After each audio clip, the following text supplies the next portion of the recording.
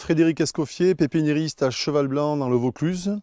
Aujourd'hui, je vais vous présenter la taille des fruitiers à pépins, donc cognaciers, poiriers et pommiers. Donc voilà un spécimen, c'est un pommier aujourd'hui, un arbre qui a environ 5-6 ans. Donc pour la taille des arbres à pépins, on taille les arbres entre novembre et mars, en période hivernale. Comme outil, on va se servir aujourd'hui d'un sécateur à bras et d'un petit sécateur à main classique. Donc préalablement désinfecté, toujours, et bien aiguisé pour faire une coupe franche. Donc pourquoi tailler les arbres à pépins? Il est impératif de tailler les arbres à pépins pour avoir une bonne fructification et de beaux fruits. Donc on va débuter par le nettoyage des branches intérieures pour faciliter l'ensoleillement et supprimer les branches qui se croisent pour éviter les blessures. Donc là, une branche qui se croise et qui va frotter une charpentière. Donc on la supprime et toutes ces branches intérieures. Et là également, cette branche principale qui part à l'intérieur, on la supprime. Donc on va finir de tailler les branches intérieures. On va supprimer toutes celles qui ne nous plaisent pas en mettant bien toujours la lame qui coupe côté de la charpentière.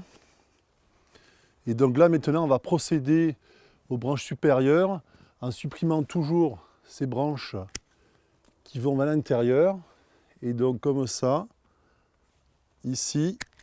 Et là sur la branche qu'on va garder, donc on va couper à 5 œils, donc en opposé 1, 2, 3, 4 et 5.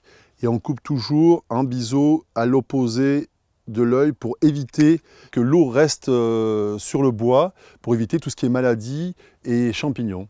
Donc là on va finir et on fait la même chose donc sur toutes les branches principales. Et donc aussi j'ai oublié de vous dire, un bourgeon, on laisse toujours un bourgeon qui parte vers l'extérieur, très important. Donc après avoir taillé les charpentières, les branches secondaires, nous allons maintenant procéder à la taille des coursons. Les coursons, qu'est-ce que c'est? Ce sont les branches qui sont porteuses de bourgeons à fruits pour les années à venir. Donc suivant la grosseur des branches, on va laisser entre 3 et 5 œufs. Donc sur une branche comme ça, on va garder 3 œufs. Donc 1, 2 et 3. Donc je coupe à 1 cm du bourgeon, toujours en biseau à l'opposé du bourgeon pour éviter que l'eau reste dessus. Et on fait ça sur tout le reste de l'arbre. Donc la taille est maintenant terminée. On va devoir procéder à un traitement préventif à base de bouillie bordelaise ou de pur jus de consoude en insistant sur les coupes pour éviter tout ce qui est maladie ou champignons. Voilà, il ne me reste plus qu'à vous souhaiter une bonne cueillette avec de beaux fruits à venir.